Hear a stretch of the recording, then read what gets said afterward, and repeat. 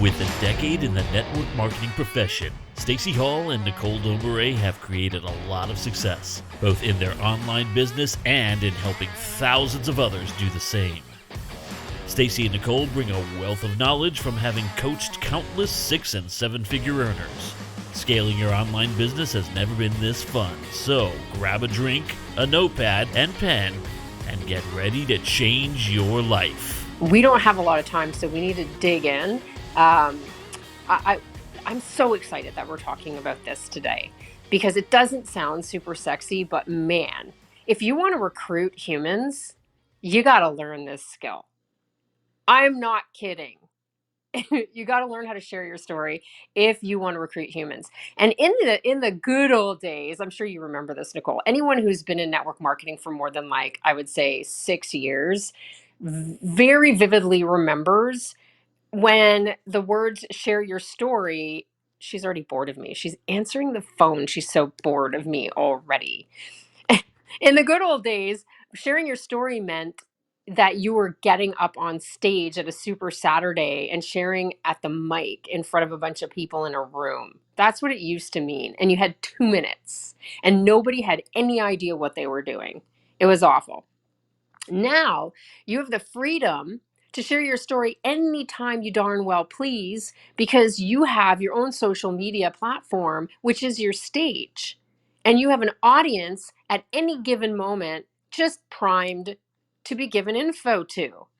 So I would really actively encourage you to take advantage of sharing your story at least once a month. I would say share your story at least once a month and pin it to your profile to the top so that when new people land on your profile, which they should every single day, the first thing they see is a piece of your story. It doesn't have to be your story. Some people get so daunted. They're like, how do I tell my whole life story? You don't. You tell pieces that are relevant to the people you're trying to attract. There's a lot of things that go on in your life that are not relevant. And sometimes people like to tell the really dramatic parts of their life over and over and over again, but it doesn't actually help them recruit because it's not relevant. So we're going to talk today about how to craft your story really simply. And so you can go and write a post right after this and watch the magic happen. What do you think, Nicole? I love it. And 2 things. First of all, mention our podcast. Mention our podcast. I'm so sorry. I'm I'm service driven. I'm so value driven that I didn't even think to self promote, No, that's okay. It's okay. I'm just excited about it. And this is going to be something for everyone because a lot of people aren't on Clubhouse. And let's just say you have teammates. This is really for them, though, Staci. This is why we did it. We did it for them. If you have teammates that are not here, you may even have new recruits that are in their head about how to actually build a business properly, what they really need to know to get paid, and they're not here. You can actually send them podcasts for free. Sorry about that. We're on. Was that My phone waiting keeps for the drum ringing. roll? Everybody calls me when I'm on Clubhouse. Everybody. It's like the whole world. But we're on Spotify, Amazon, and podcasts. So you can always share. There's always an option to share with your teammates. And I think it's very powerful to have that third-party credibility. So that's why I'm really excited about it, Staci. Also want to mention, even our team for what we're sharing today, for example, we're doing a challenge with our team right now, a 10-day challenge to help them 10x their recruiting, help them recruit their faces off. Who doesn't want to do that, right? But the vast majority of our team doesn't come to our clubhouse. We have some, and we love you. Lisa's here today. I know, but you know why? Because they're spoiled. They hear us all the time. They get it all the time. And so, they can take it or leave it because they feel like any day of the week they can get what they need. They can just reach out to us or whatever, right? That's how it is for you as a leader in your own team, by the way. You can't be a prophet in your own town. We aren't anything special in our team. Sometimes I feel like saying to people, hey, you know that people pay me a lot of money to teach you what I'm sharing with you for free right now. Sometimes I'm tempted to say that because I just want them to appreciate what they're getting sometimes. But it's like that with any leader. You can't be a prophet in your own town. So if you have a team and you let us train them, they're going to listen to us way more than they're going to listen to you. So that's one of the best benefits of having a podcast to plug people into, where you resonate with the things being taught, because you're not going to resonate with what's being taught by every trainer. That's for sure. So if you're here and you resonate, then I would share it. Let us do the heavy lifting for you for sure. And by the way, if you're not in the Online Leaders Club, that's our Facebook group for leaders.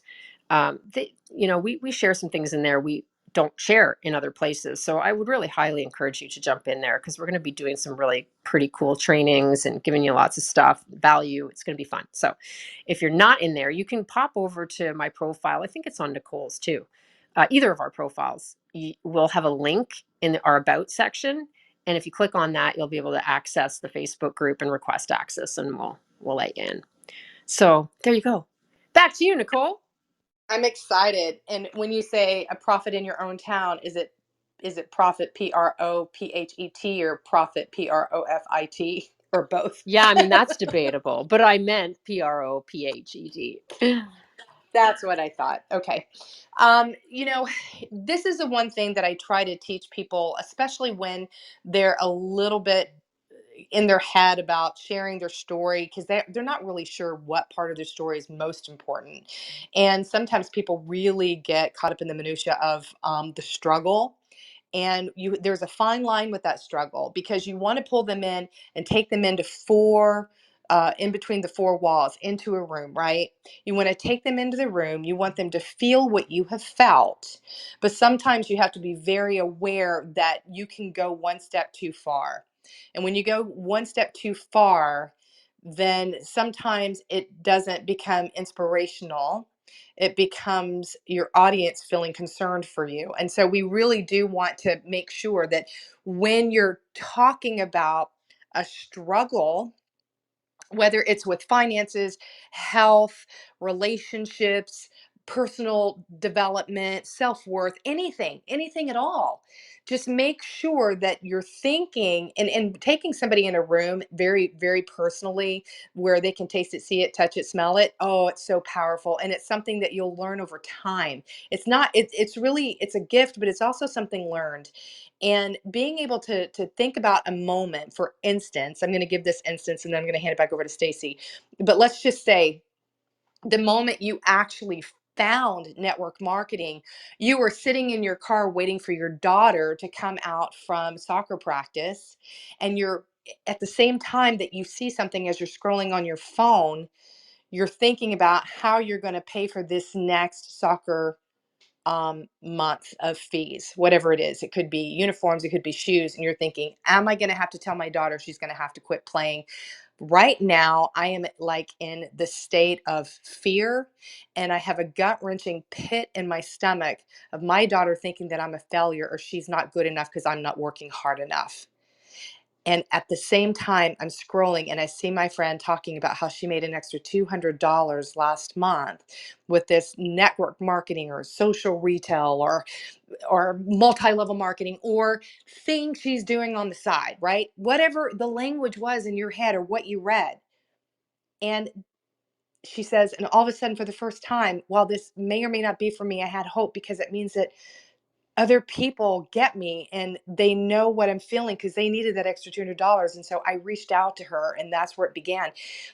It's being able to really dig deep. Sometimes we suppress those feelings because they don't make us feel good.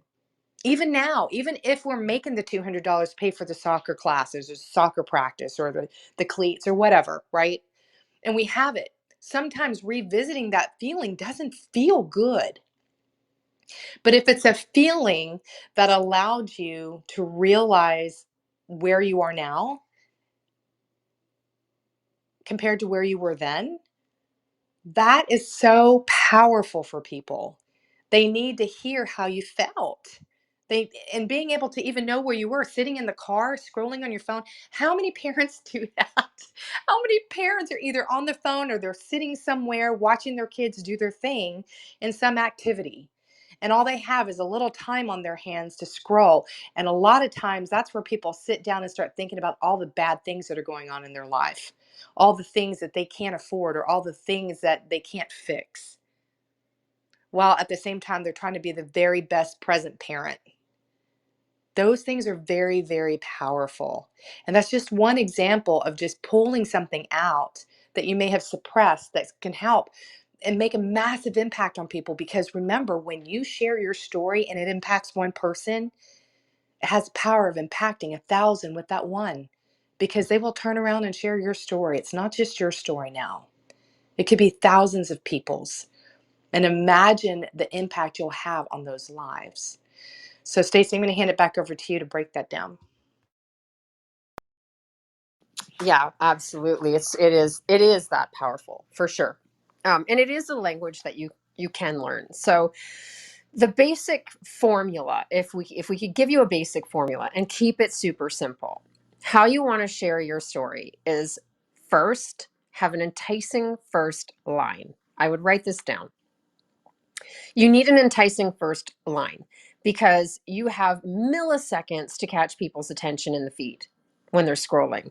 And so if you don't say something right off the top that gets their attention and they see there's like a fair bit written, they're going to scroll past. I'm just telling you the truth because I am that person. So, for example, do not say long post alert. Don't say things like, this is a long one, but it'll be worth it. Because they're just thinking, well, let me be the judge of that. Scroll. Don't tell them that you're about to share a story. Uh, all of those things are actually more likely to push people away than draw them in, unless they're raving fans or family. But we want to attract more than that, right? We want to attract heaps of people that are our perfect person, not just family and people that are already in our network. We want new people all the time. So you can choose an enticing first line, like, that's it, I'm done. If you started it with something like that, or I'm going to quit, it's not worth it. I don't think I could take one more day of this. And then you go on to say, that's how I was feeling that day when I actually discovered the thing that was going to make everything better. Right? So you start off with just a bold statement that's going to stop someone in their tracks and go, what? Or it could be something like, I didn't see this coming. I didn't know what I was going to do. You're not going to believe this. I was hugely skeptical. Whatever, anything that's going to stop their scroll. And you know better than I do what that is for your people, right? Because everyone has different audience that they're trying to attract. So you start off with an enticing first sentence to stop the scroll. Then the basic formula for sharing your story is almost like the 3-act play. And you probably all learned this in high school English class. But essentially what it is where I was, where I am, and where I'm going. And if we break it down, where I was, Nicole mentioned bringing people into a room. We're not talking about the 10,000-foot view.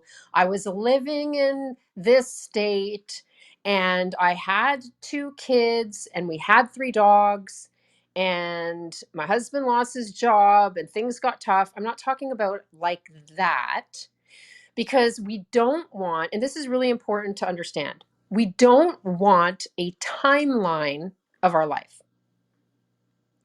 You know how we teach curiosity marketing and we tell you to focus on benefits, not features?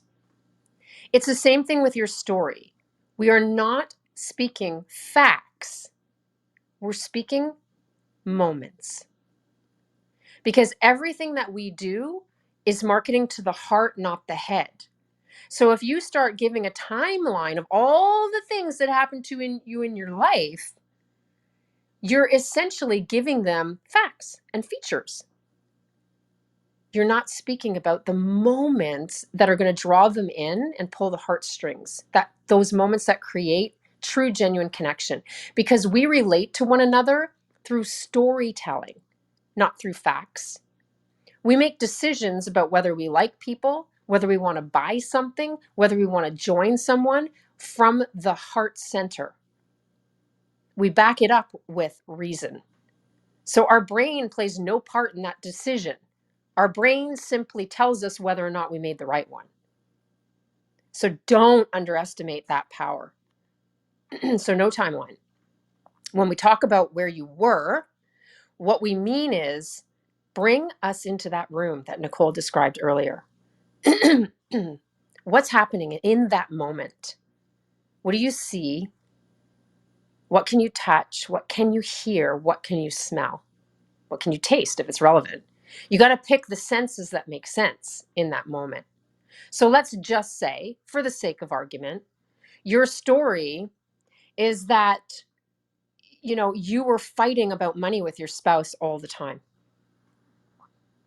And you knew that something had to change because you felt like you weren't contributing to the family income. So every time he said, well, I'm the one making the money, it felt like a sucker punch to the gut because you felt undervalued because you're doing all this stuff around the house and raising kids and it's not being appreciated.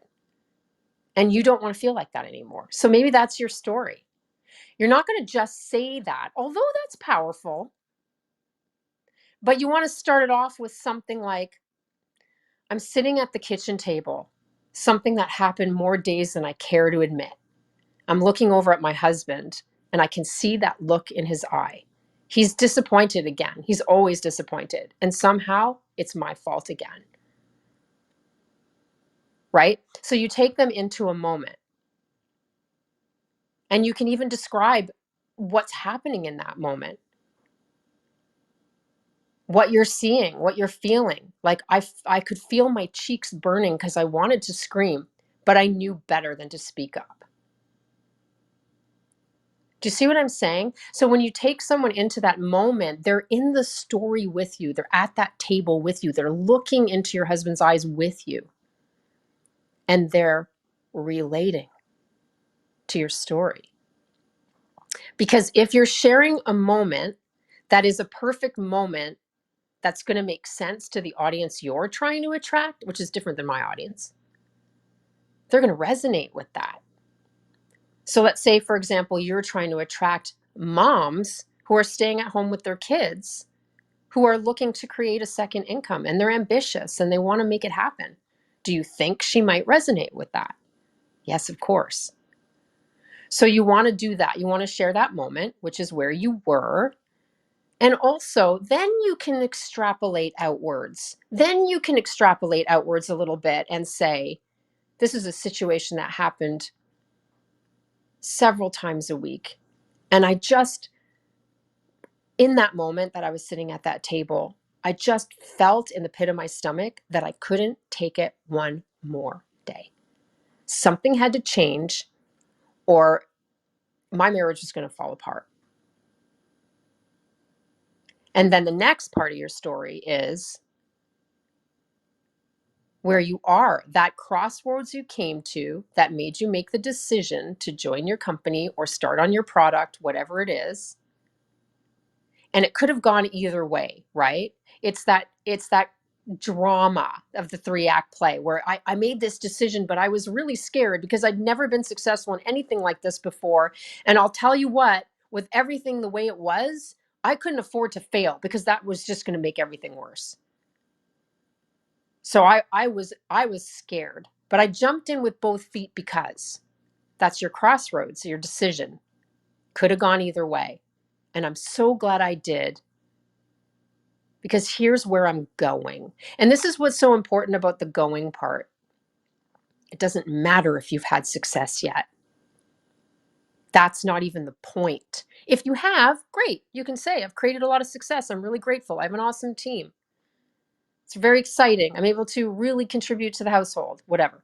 But if you haven't had a lot of success, it almost doesn't matter because the point is relating to your audience, drawing them in, letting them see you as someone that gets them.